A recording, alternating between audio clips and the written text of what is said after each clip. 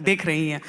लेकिन ये समझाइए, आज अश्विनी कुमार जी का भी इस्तीफा आया है और उन्होंने अपना इस्तीफा देते हुए लिखा कि having given my thoughtful consideration to the matter, I have concluded that the present circumstances and consistent with my dignity, I can best subserve larger national causes outside the party fold.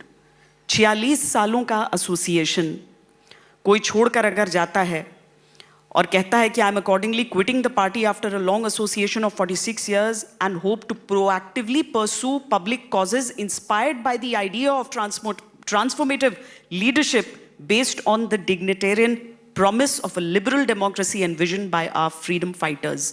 क्या कांग्रेस सकारात्मक आलोचना और विरोध के बीच का फर्क नहीं समझ रही है?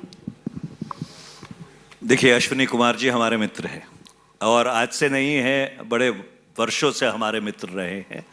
हमने यूपीए की सरकार में इकट्ठा काम भी किया है और मैं राहुल से हंस रहा था और सुप्रियो से कि जब हम लोगों ने एक खत लिखा था और एक सकारात्मक बदलाव की बात की थी, तो ये श्री अश्विनी कुमार जी ही थे जो रोज चलचित्र पर जाकर हमको सबसे ज़्यादा बुरा भला कहते थे।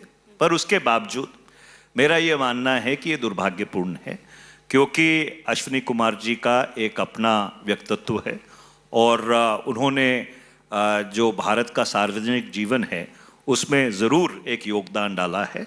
और अगर कोई छोटे से छोटा कार्यकर्ता भी कांग्रेस पार्टी छोड़ के जाता है, ज़रूर कांग्रेस पार्टी को उसका नुकसान होता है और हम लोगों को इसके ऊपर गहरी चिंता करनी चाहिए, क्योंकि ये चुनाव के बीच का समय है। मैं ज़्यादा इसके ऊपर विश्लेषण नहीं करना चाहता, पर ये इसके ऊपर चिंता करनी चाहिए कि अगर हमसे जुड़े हुए लोग, और मुझे भी आज 40 साल हो गए कांग्रेस पार्टी में, शायद अश्विनी कुमार जी ने मुझसे 5 से 6 साल ज़्यादा बिताए हों कांग्रेस में, अगर ऐसे लोग छोड़ के जाते हैं और उनका एक पिछोकड़ भी रहा है, जिसे पंजाबी में कहते हैं कि उनके जो सत्कारयोग पिताजी थे प्रबोध चंद्र जी, वो पंजाब विधानसभा के स्पीकर भी रहे हैं, तो अगर ऐसे लोग छोड़ के जाते हैं तो ज़रूर पार्टी को नुकसान होता है। एक बात होती है महत्वाकांक्षा के लिए छोड़कर जाना, दूसरी चीज़, अब जैसे मैं 2 राज्यों की ही तुलना अगर कर दूं, एक तरफ पंजाब देख लें जहां बीजेपी से आए हुए नवजोत सिंह सिद्धू पार्टी अध्यक्ष रहे, दूसरी तरफ मैं कांग्रेस को राजस्थान में अगर देख लूं जहां बीजेपी के, माफ कीजिए, कांग्रेस के ही सचिन पायलट जो बगावत तो करते हैं लेकिन कहते हैं मैं पार्टी नहीं छोड़ता हूं, उन्हें उप मुख्यमंत्री तक का पद से हटा दिया जाता है, प्रदेश अध्यक्ष तो छोड़ दीजिए। ये अप्रोच में कहां गलती आ रही है? श्वेता जी, ये आपने एक बहुत ही गंभीर सवाल उठाया है। देखिए, अगर आप पंजाब की राजनीतिक पृष्ठभूमि को आज देखें तो पंजाब की पृष्ठभूमि एक सीधा सीधा संदेश भेजती है कि पंजाब में या भारत की सियासत में जो विचारधारा है उसकी मौत हो गई है। It is death of ideology.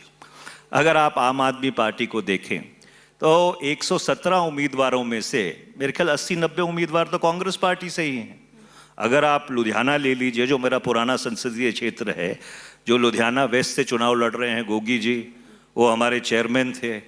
जो आपके लुधियाना सेंट्रल से चुनाव लड़ रहे हैं पप्पी प्राशर जी, वो मेरे ही यूथ कांग्रेस के अध्यक्ष हुआ करते थे। मैंने ही 2012 में लुधियाना दक्षिणी से चुनाव लड़ाया था।